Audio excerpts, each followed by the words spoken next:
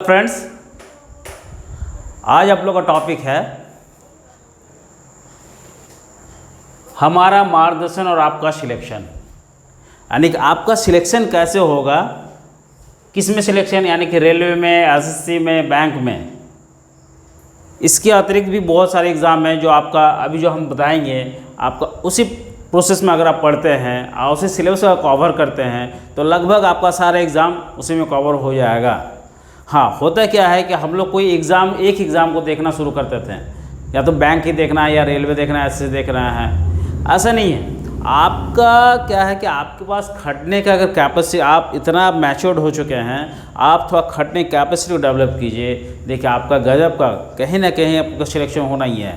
अच्छी बात है, आप एक ही चीज़ को देखें। लेकिन अब अगर ऐसा ही बात है तो आप देख रहे हैं अब जो नया हम लोग का जो शिक्षा नीति आया है उसमें क्या बोल रहा है, अब आपको चारों चीज़ का तैयारी करना है। वो चारों चीज़ क्या है आपको जानना होगा। उस चारों चीज़ों में किसी में 3 चीज़ पूछता है, किसी में चारों चीज़ पूछता है। तो मेरे ख्याल से अब आप लोग क्या रणनीति होना चाहिए कि आपको चारों चीज़ को देख के चलना है। और ये मैं ऐसे नहीं कह रहा हूँ, इसका प्रूफ है मेरे पास। इसका प्रूफ यही है कि मेरे पास बहुत सारे स्टूडेंट आए तैयारी करने के लिए, और तैयारी पहले बहुत बाहर भी कर रहे थे, लेकिन जब मेरे पास वो आके तैयारी किए तो आज एक एक स्टूडेंट 2-2, 3-3, 4-4 सिलेक्शन ले चुका है।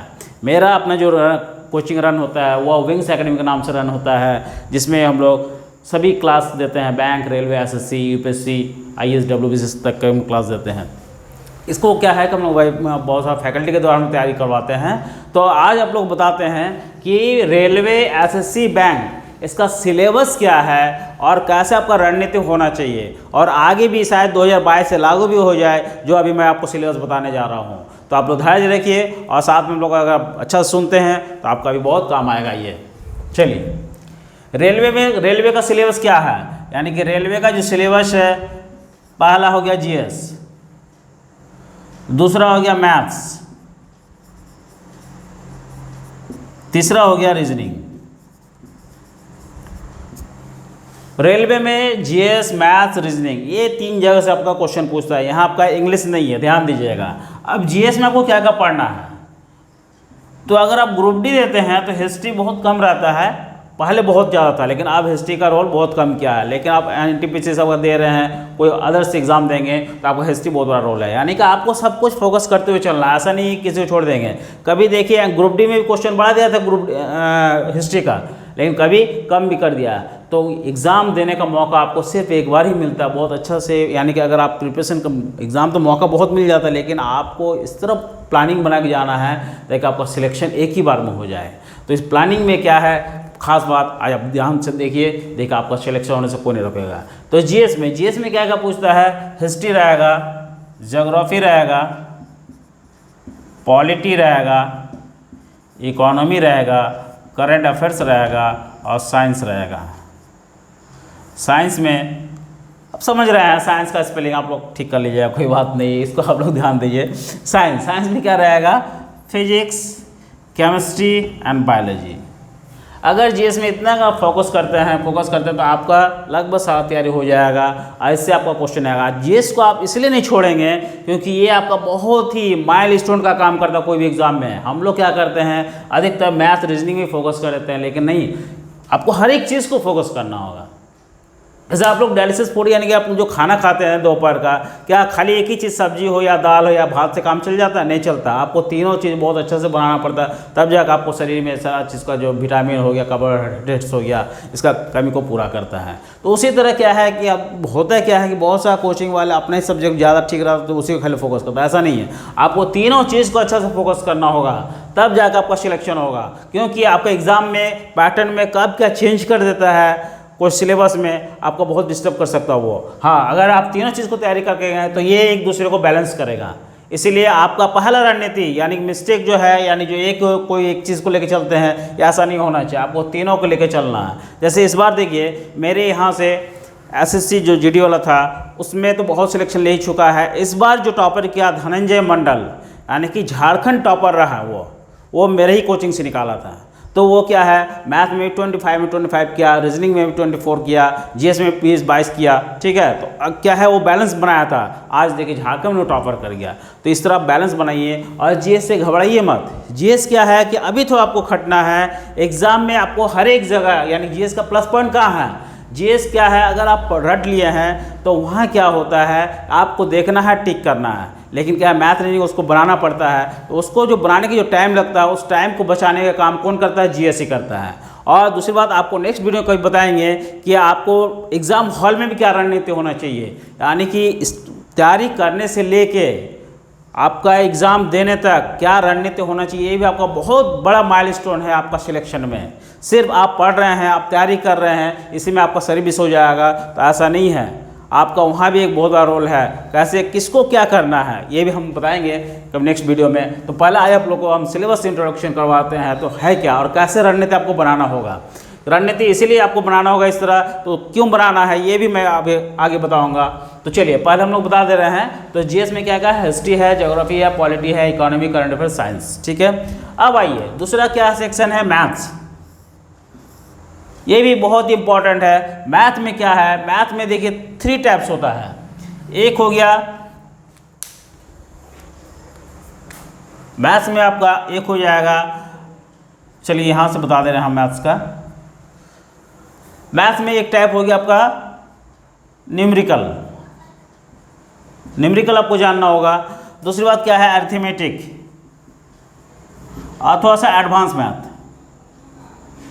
मैथ्स में भी देखिए 3 टाइप्स होता है।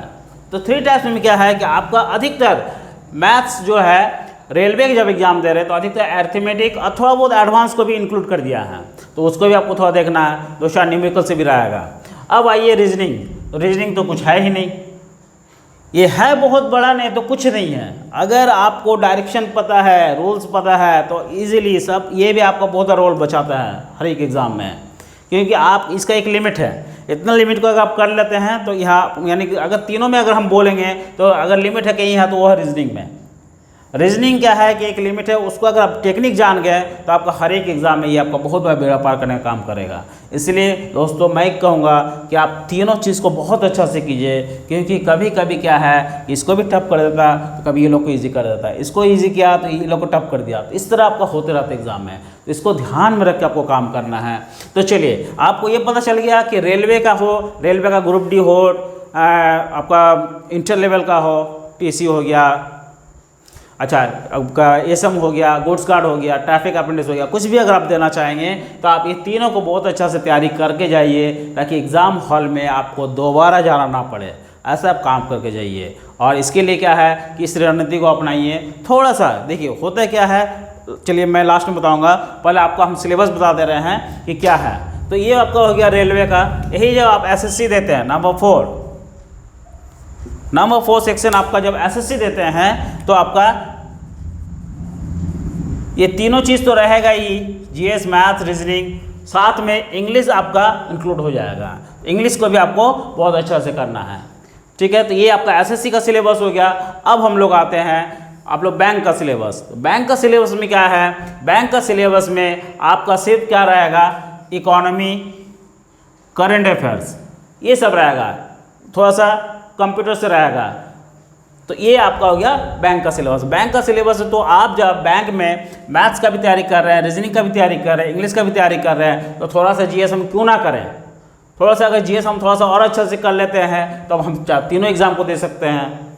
जैसे आप देखे होंगे मेरा कोचिंग में बहुत सारा इंस्टीट्यूट से भी स्टूडेंट आके क्लास किए हैं, और वो लोग क्या है कि पहले सिलेक्शन नहीं ले पाए, लेकिन जब मेरे यहाँ आके चारों चीज़ को लोग फोकस किया, पूरा एक स्टूडेंट 3 यानी बैंक भी निकाला है, सचिवालय का भी वैकेंसी निकाले हुए हैं, वो लोग सिलेक्शन ले चुके हैं, एसएम भी निकाले हैं। तो समझ रहे हैं कैसे क्या निकाला। तो इसका कारण क्या है, होता क्या है, जब आप एग्ज़ाम देते हैं तो एग्ज़ाम में क्या होता है, एग्ज़ाम में जो इसका अगर लेवल ये है तो हम लोग क्या है कि उसी लेवल को मान कर हम लोग तैयारी करना शुरू करते हैं।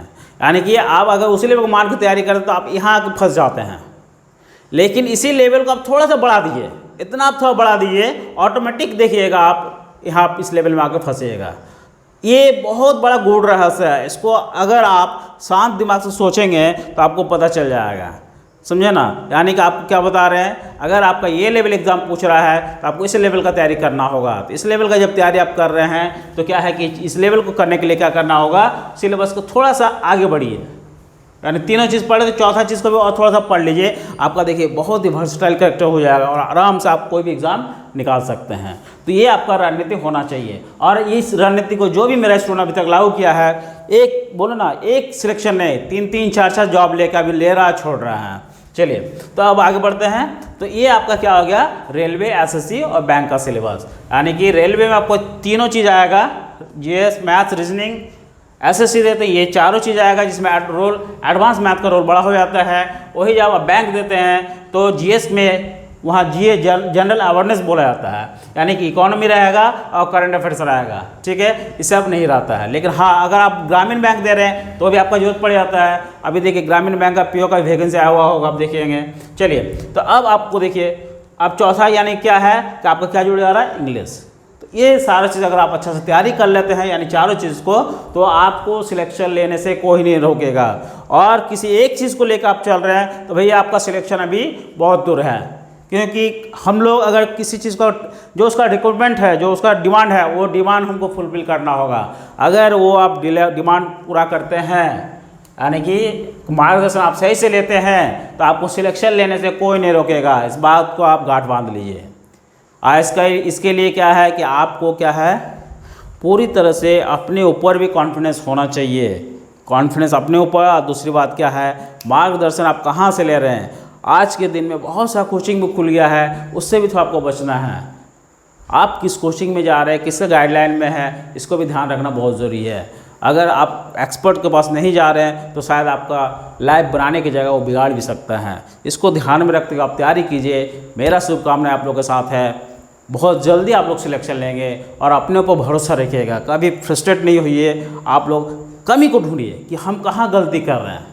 अगर अच्छा गाइडलाइन मिल जाए, आपको सिलेक्शन लेने में कोई नहीं रोकेगा। आपको और एक चीज़ बता रहे हैं, इसका दो चीज़ है। आपको ये पता होना चाहिए इसका सिलेबस क्या है। लेकिन भैया रेलवे का तो आप कोई सिलेबस नहीं है, वो आईएएस का ही बाप बन गया है, इसलिए उसको ध्यान रखिएगा, ठीक है। और इधर क्या है, बैंक में, रेलवे में, एसएससी में सिलेबस को पहले फोकस कीजिए और सिलेबस के साथ आप क्या कीजिए, क्वेश्चन बैंक। अगर आप 10 ईयर्स क्वेश्चन बैंक एनालिसिस करते हैं तो आपका कोई भी एग्जाम का पैटर्न पता चल जाएगा। सिर्फ सिलेबस ही पता नहीं चलता है, सिलेबस तो एक दे देता है आउटलुक, लेकिन आपको क्वेश्चन बैंक 10 ईयर्स का क्वेश्चन बैंक आपको घाटिए। आप सेल्फ स्टडी भी कर सकते हैं। और अगर सेल्फ स्टडी करने में दिक्कत हो रहा है तो आप इस तरह आप मेरा हेल्प ले सकते हैं। मेरा नंबर देख ही रहे हैं, यूट्यूब चैनल मेरा number Datta sir GS grade classes, यहाँ से आप देख सकते हैं। यहाँ पे विंग्स एकेडमी मेरा तो फ़ोन नंबर भी दिया हुआ है। आप लोग जो देखेंगे तो आपको मिल जाएगा मेरा फ़ोन नंबर। कुछ सिलेक्शन का भी हम दिए हुए हैं, बहुत सिलेक्शन ले चुका है, लेकिन कितना दें। चलिए, हम चाहते हैं कि आपका भी फ़ोटो नेक्स्ट फ़ोटो की जगह आपका भी फ़ोटो लगे। इसके लिए आप लोगों को थोड़ा कड़ी मेहनत करना होगा और सही रणनीति के साथ स्मार्ट स्टडी, ना कि एक लेबर की तरह आपको पता ही नहीं है कहाँ खटना है, सोना कहाँ है ये आपको पता ही नहीं है, आप खूब खट रहे हैं, यानी खूब मिट्टी कोड़ रहे हैं, तो क्या आपको मिलेगा सोना? नहीं मिलेगा। आपको ये पता होना चाहिए पहले कि हमको कहाँ खटना है। अगर आप इस तरह स्मार्ट स्टडी करते हैं तो आपको सिलेक्शन लेने से कोई नहीं रोकेगा। इसका बहुत ही जीता जाता उदाहरण आपको बता रहे हैं।